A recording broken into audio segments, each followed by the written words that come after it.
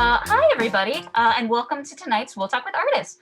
My name is Martha Campbell, and I'm MFA's Communications Manager. Our digital discussion tonight is with water media artist Maureen Farrell. Maureen's signature style involves simple forms, often depicting women and figures alone or in groups. I would also like to introduce the host of our show, Will Scott.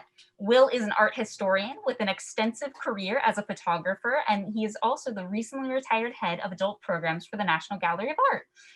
Will is also on MFA's board of directors, and he is uniquely qualified to help bridge the gap between artists and the public. Great, Martha, thank you for your introduction and the very fine work you've done with the technical aspects of our program. It makes it a lot easier because I know I would fumble around and I'd mess it up if I had to do it. And Maureen, thank you for agreeing to do this. I have been interested in your art and very impressed by it since I joined the MFA and began to see it regularly. So it's nice to be able to talk with you tonight because I don't really know very much about your work in depth, and I'm fascinated to learn more about it. And I want to thank everybody who is tuning in tonight. I know it's just before the holidays, and there are probably lots of other things that you could be doing, but you've taken the time to join and watch our session tonight. So thank you for doing that. Maureen. Thank you, Martha, for taking care of all the technical stuff, and thank you, Will and Joanne, for inviting me and giving me the opportunity to share my story. Well, good. And your story has a couple of interesting aspects to it.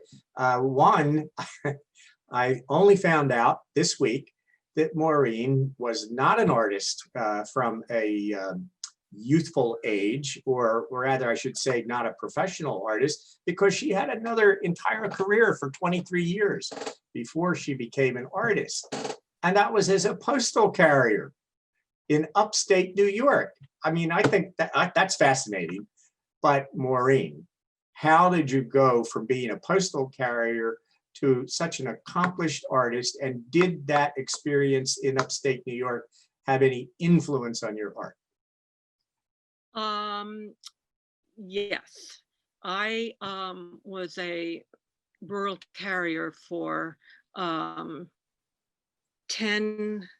12 years and was a single mom of 3 children. I wound up remarrying, and my second husband, I was looking for a class in meditation because I was having a difficult time at work and trying to juggle things. And my husband used to watch me doodle at the table while I was talking to my daughter who was in school. And he said, couldn't find a meditation class, but he suggested taking watercolor. And I said, I can't draw and I can't paint.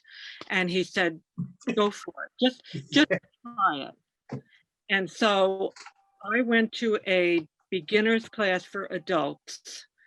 And there were about 10 of us in the class, and we were between the ages of 45 and 65. And these little teeny brushes and little paint sets. And this teacher walked into the room with her hair piled up on her head with this flowing dress on and explained what we were going to do. And she set up her paints, put her brush in the water and then in the paint. And when she went across the paper, I was like, oh, I had never seen it before. And I was fascinated. So I took two 8-week classes with her, and then she stopped. And she had medical problems, and I wound up getting another teacher that lived down the road from me. And so I did simple washes for a couple of years because I was working between 45 and 55 hours a week. Wow. And okay, let me ask you, let me interrupt you for just a second, because I want to ask you a couple of things about that. So the class that you took was one that was just open to anybody, no prior experience, and was the class intended to simply be a interesting pastime, or was it more formal and intentionally trying to help you become an artist? Oh, no. It was the local college offered evening classes for adults, and there were there was karate and painting and Okay. Yeah. a few Yeah. things. And nobody was serious. Nobody was serious. Right. Okay. So how did you make the transition from that to realizing that you had some talent or something that you wanted to do with this painting that you were becoming more skillful at doing? It was my second teacher, Karen Rosasco. She taught high school art, and she gave evening classes for adults. And most of us were beginners, but she was a fabulous teacher, and she would walk around the room and pick up where your strong points were, and she would help you develop it. And I really did not think I had any talent at all. I would go home at night or on the weekends, and I had learned how to books on the floor. And I was trying to follow somebody's trees and somebody's barn, trying to figure out. And it took me to a different place. Okay. Was that in upstate New York? Yes. Okay. And how long? So that was immediately after these two 4-week classes or 8-week classes. And then you found this other teacher. And so this is a pretty rapid process. Right. Okay. And now the art historical question. As a historian of American art, you say Adirondacks and Catskills, and I think of Thomas Cole and Winslow Homer. Yes, and Winslow Homer is one of my favorites. Okay, so when you're talking about books on the floor, did that include Homer or Cole? Homer, yes. Homer? Yeah. Yes. Well, Yes.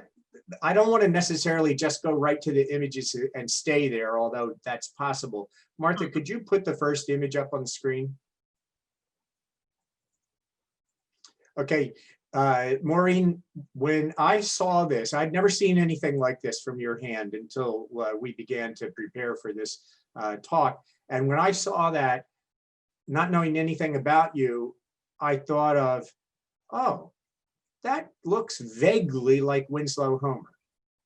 And, you know, his woodsman in the fir forest, the evergreen forest of the Adirondacks. Am I crazy? Yes. Okay. I've been told that many times, so.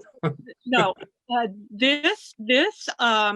my husband and I were out in Denver, and we went hiking with his daughter. And this was 2000, I think. And we were hiking outside of Denver, up in the mountains. And there was a man coming towards us. He was an older man, probably my age now. And he was by himself, and he had a hiking stick, and we chit-chatted for a little bit, and then he went on. And I turned around to look at him before we went on up the path, and I went, oh my God, get the photo. And it was him walking into it was shaded, just the figure.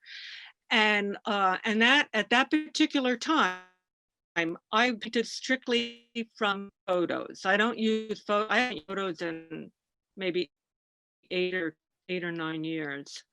It all comes from here now. Okay. This was done a photo. There was no drawing. But at the time that you did this, you were familiar with the Winslow Homer's work. Oh, yes. Oh, yes. So as an art historian, I would tell you that I'm not crazy at all. This is Winslow Homer influencing you subconsciously. Yeah, you're probably right, because I hiked then. I was hiking. If I were going to write a monograph about your work, I would certainly be saying that. And I even have a couple of images in mind that I would put as the companion piece to show how deeply you were influenced by Winslow. Yeah, you don't. Winslow Homer. Yeah, you're right. So anyway, that is so different from the work that I knew of yours that I had seen here locally. So let's go immediately to the next slide, Martha. And then Maureen, if you could say a little bit about what maybe transpired between 2000 roughly when you did that, and how you got here in 2015. Just kind of fill it in for us. Okay, I took a workshop in collage, and we hand tinted papers and used stamps. And I was in my studio. This is on a board, and there's Asian paper. There's a little bit of a map from Sweden. On the man's shirt, it's a stamp, and then there's a tissue paper underneath from a box of shoes. And then and I was just trying to figure out how to do a figure, and it just happened. His pant legs are all out of a magazine, and the woman's scarf, the happened in last. The scarf upside down is a line of Rockettes from a magazine, but Yes. they're fig. And I think her skirt was an advertisement for lipstick. And the title, The One, was pretty easy because the one came from a magazine article and it's on his right leg. So what does that mean? What does that mean? Well, either she's the one or he's the one. Yeah, okay. So that was intentional. That's what you meant it to be. And how about all the other components? Because you have mentioned all of these different things and sort of described what sounded to me like a fairly spontaneous assemblage. It is. It is. I played around with the different sizes of stuff. You lay it down. I didn't glue it down until I was sure of where I wanted everything, but it is spontaneous. Like I said, this was one of those paintings where it just happened, and Yeah. It's So kind it happens in the studio for you now, not outside somewhere in nature. It's in the studio. You're a studio artist. right, right. Okay. And what influenced you to make the switch from painting in watercolors in a more or less naturalistic approach depicting nature to doing something like this? That's a big jump.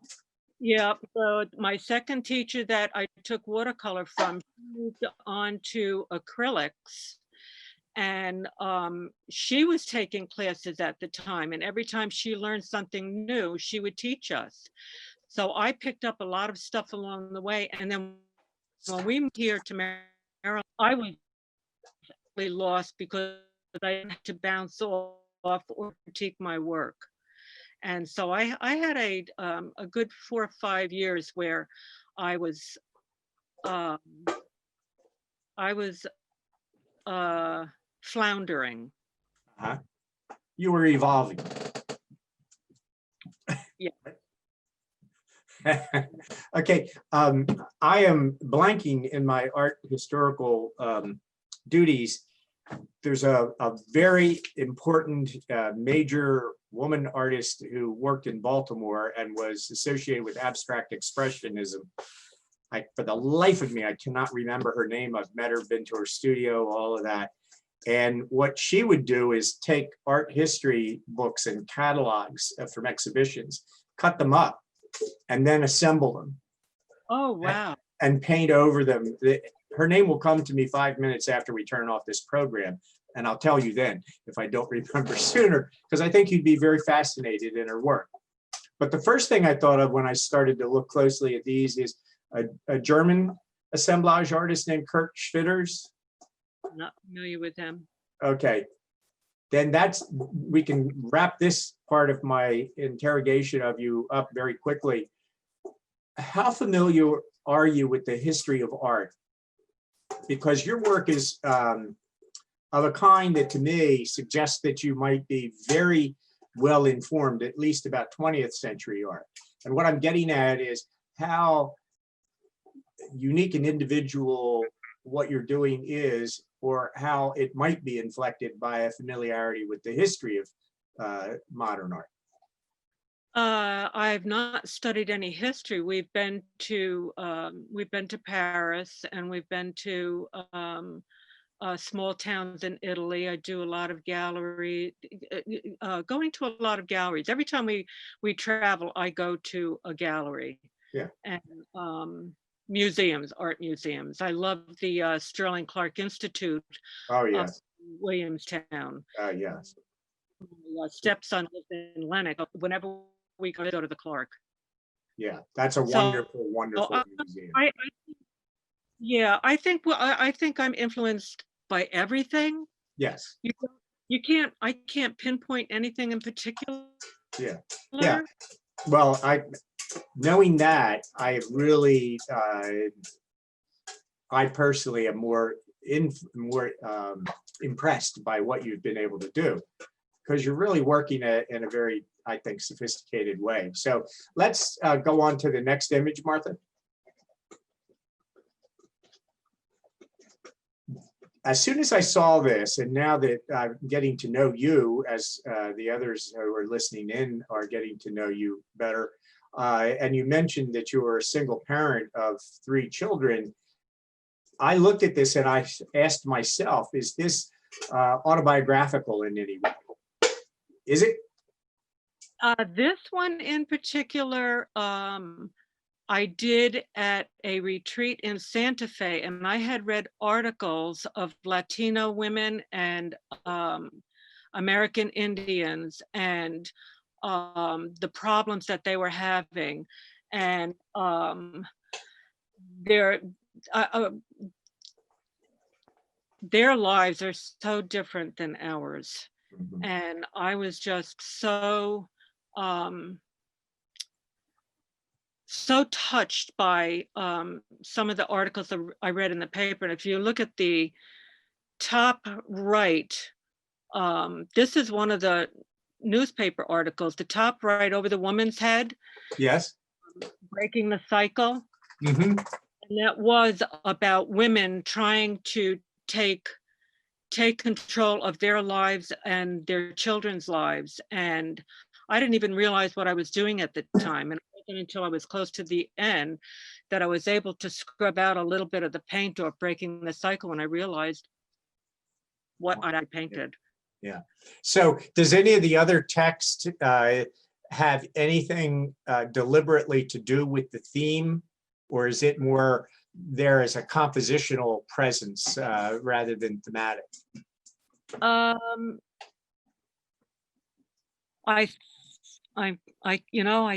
tell you, I can't see it and I don't remember. It Okay. had to do, I think it had to do with the article that I read. Uh-huh. Uh-huh. Well, how about the color? Because there's there's the obvious division between the bright gold at the lower portion and the darker colors that actually I would say could be taken as Western, the reds and the golds and the earth colors. So was the color choice deliberate? I was influenced by being in Taos, yeah. Yeah. Yeah, okay, yeah, that's very, very clear. So rather than being autobiographical, it perhaps could be said that it's influenced by your experience as a woman, as a mother, as a wife, and sort of thinking about or feeling what it's like to live those roles. Oh, absolutely, absolutely. Yeah. Well, your work for me, as often happens when you don't know the artist or you haven't been able to read or hear somebody speak about the artist, you can only respond visually. And certainly hearing this from you makes this even more resonant as a work, because visually I find it fascinating and very evocative. And let's turn to the next image, Martha, which I think is even more, for me, perhaps because the color and the brushwork is a little more vigorous, is even more evocative. Us, that you and your daughter, or any? Yes. Okay, can you say a little bit about how it evolved? This was I glued down a bunch of newspaper articles And then I had some newspaper articles where I painted, I put tissue paper on top and then painted it and then used some stamping. And this is an example of my tissue paper people. I wasn't sure where this was going. I didn't even have a figure in mind. And I had gotten some of the paint on and decided it might work to have a figure in there. So I just originally had the woman, and I paint black paint on a saran wrap people. I'm sorry, not tissue paper people, saran wrap people. I painted black paint on a piece of tissue paper, stretch it out, lay it down on the painting and pull it off, and then figure out what I'm going to do with it. And that's when I put in the head, and then I put some orange paint in, and I looked at it for a few hours and realized that she needed someone else with her. And I put a little girl in, and I gave her the blonde hair for the contrast with the black, dark purple background.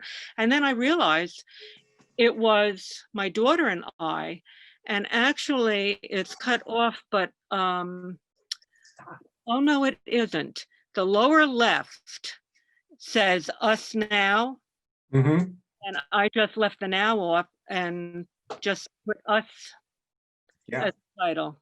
This is quite a powerful image, Maureen. I mean that when I say that. So when you say saran wrap, the way you describe that, that's what an art historian would call a monotype. Are you familiar with the term monotype? No. You'll have to repeat yourself. You froze there for a minute. Okay. No, what did you just call it? Monotype. Monotype? Yeah. Yeah, okay. Was the little girl created with the saran wrap also? Paint the figure and do it as you did. No, I don't think so. It was just a mother, just a woman. Yeah. Well, I really, this is the one I covered. So Not to brag, but to brag. I entered this in the Artist magazine, 2017, 16 or 17. And it took first place in the mixed media art in the Artist magazine. congratulations, well deserved. I was just, it's a little overwhelming because I like this piece myself, and I was literally drenched in sweat when I got finished with it because it just happened. Yeah. But I like my work, but you know, you never know how other people are going to respond. Oh, yes. I think all of us who exhibit our work are familiar with that. Yeah. But I will say for all those that are listening and for you, this is an opportunity to shamelessly brag. So if you have a piece, any of you that are listening and might be future interviewees, if you've got something that won an award and you want to talk about it, then by all means put it in and we'll do that. So we're really having a good conversation, I feel, but we are running through our time fairly rapidly. So next slide. Okay, three figures. When any art historian, even somebody with an undergraduate degree, sees three figures and knows the artist is often dealing with female figures, there's a whole bunch of associations. Before I say anything more, tell me what the three figures, why three figures, does it mean anything to you personally, who are they, all those things.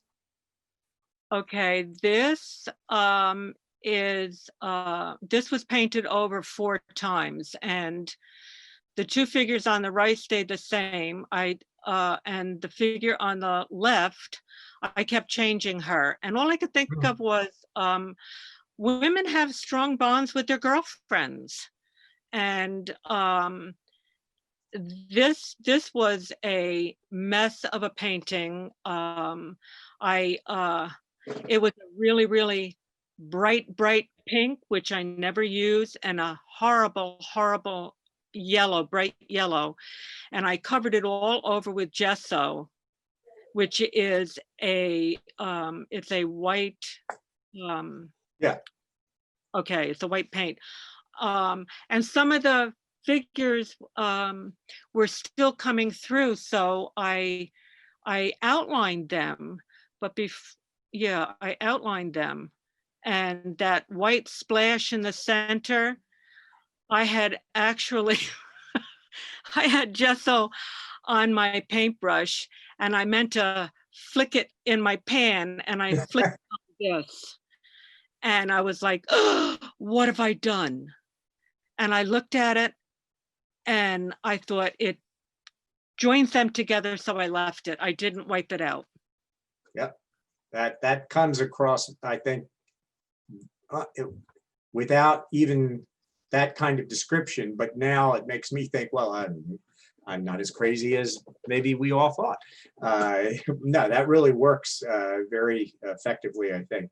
And I remembered who the woman artist was in Baltimore, Grace Hardigan.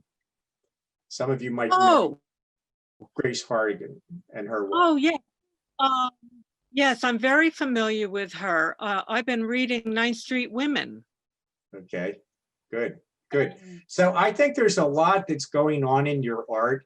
And as an artist who is original and individually creative, these things just float around you, through you, in your memory.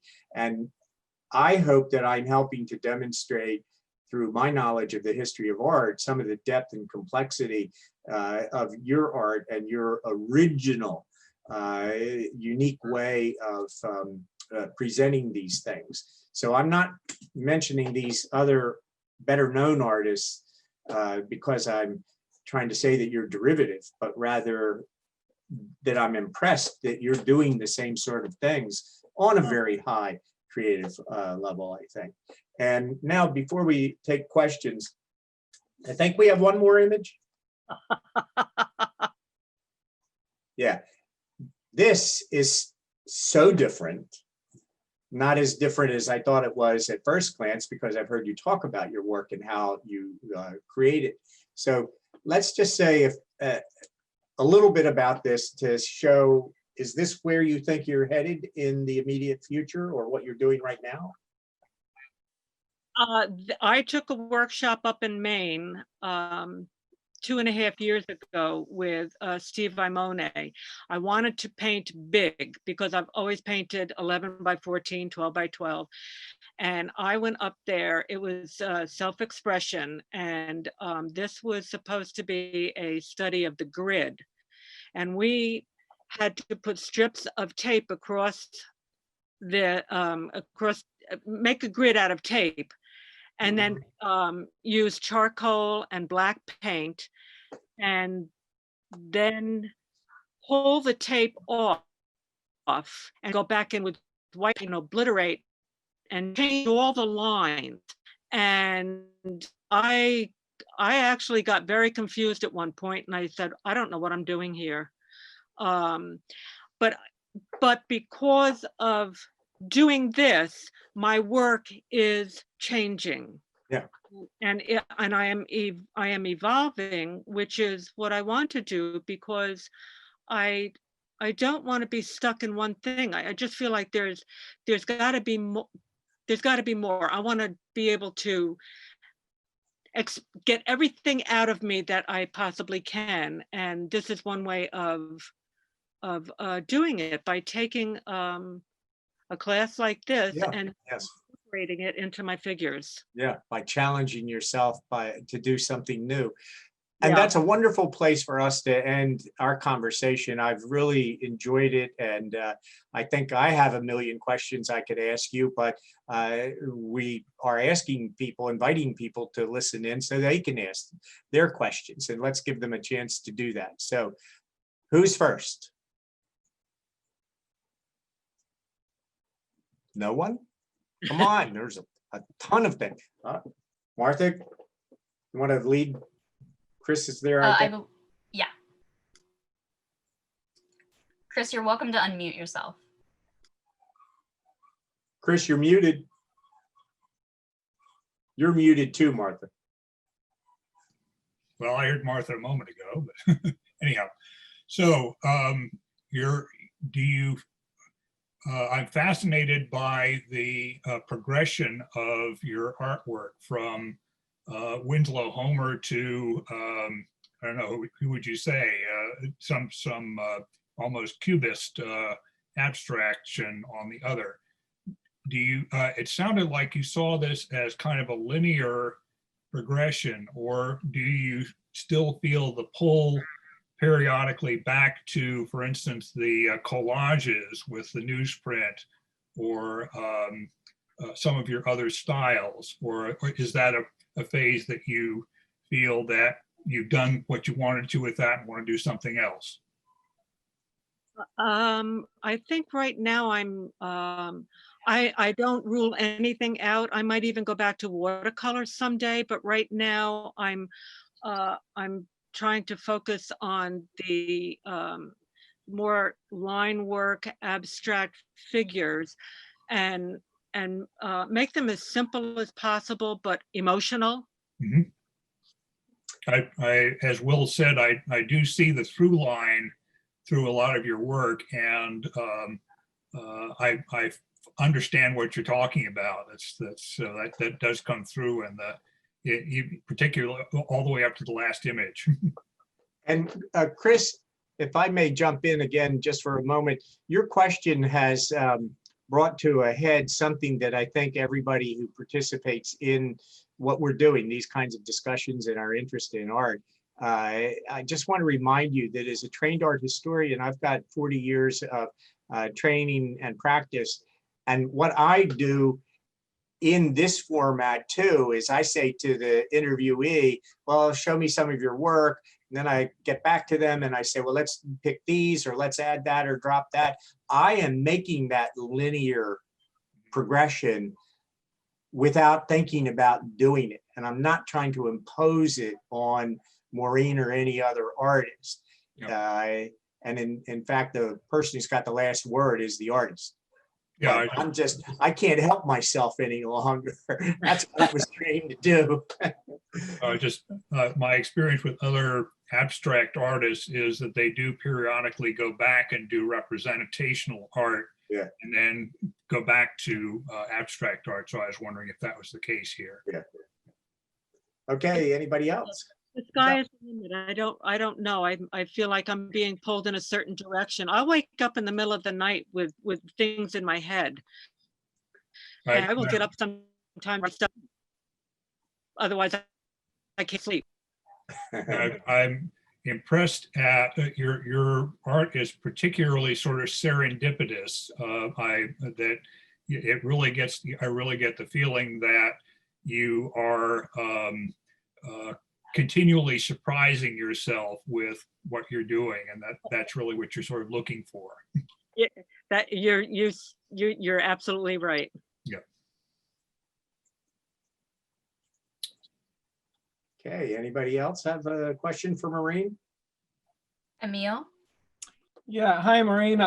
Angela's here looking over my shoulder in the back behind my fake background. She's a huge fan. But I love your the way you depict the human figures with such simple strokes. Were you influenced by someone in that technique, or did you learn that in the class you took? It's just really striking. Oh, thank you, thank you. I am evolving, and my figures change. I have the saran wrap people, I do line work, and now taking the abstract workshop, and I'm like superimposing, well, I guess superimposing figures onto the canvas or the paper. A lot of times I will be doing strictly an abstract, and I'll turn it around and I'll see a figure. And rather than keep going in the direction of just plain abstract, non-objective, I'll follow the figure and go with the figure, but it's not planned. Well, you got a new fan tonight. That's great. That's one of the things we're trying to do here. Thank you. Somebody else had their hand up. Marilyn? Marilyn, I saw you. Yeah, I just wanted to say that your work is just beautiful. It's very fluid, and I can really appreciate your evolution. And you've touched my life in a lot of different ways. I'm from upstate New York, and I'm about 85% of the way through 9th Street Women, and just bought a charcoal tablet to combine with my watercolors. So it's the medium similar, and I'm very inspired by what you've shared. Thank you. Oh, thank you.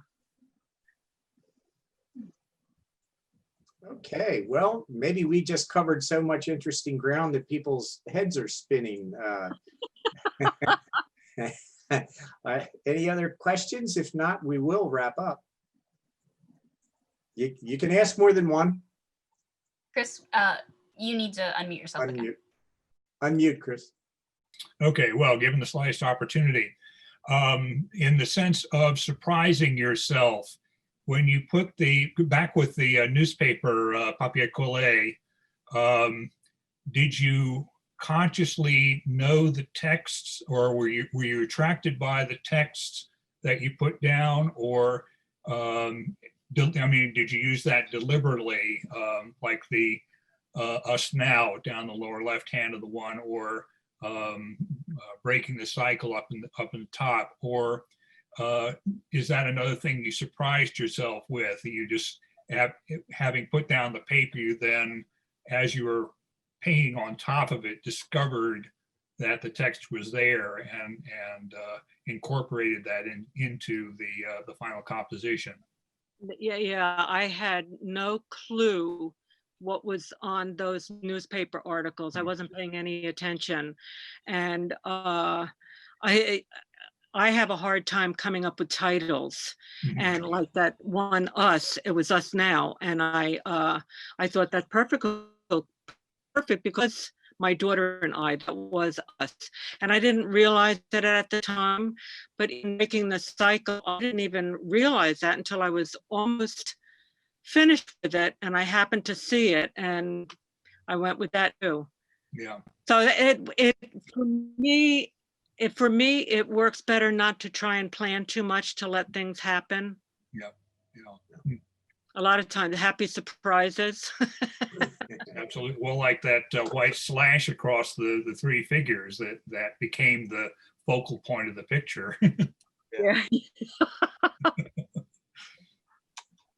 Well, if there aren't any other questions, I'll just say, Maureen, it was absolutely fascinating to talk to you, and I love your work, and I'm so glad we had the chance to do this, and I'm glad so many people were able to listen in, and I hope they enjoyed it. And everyone have a happy and safe Thanksgiving, and we'll see you in 2 weeks. Thank you for this opportunity. I really enjoyed it.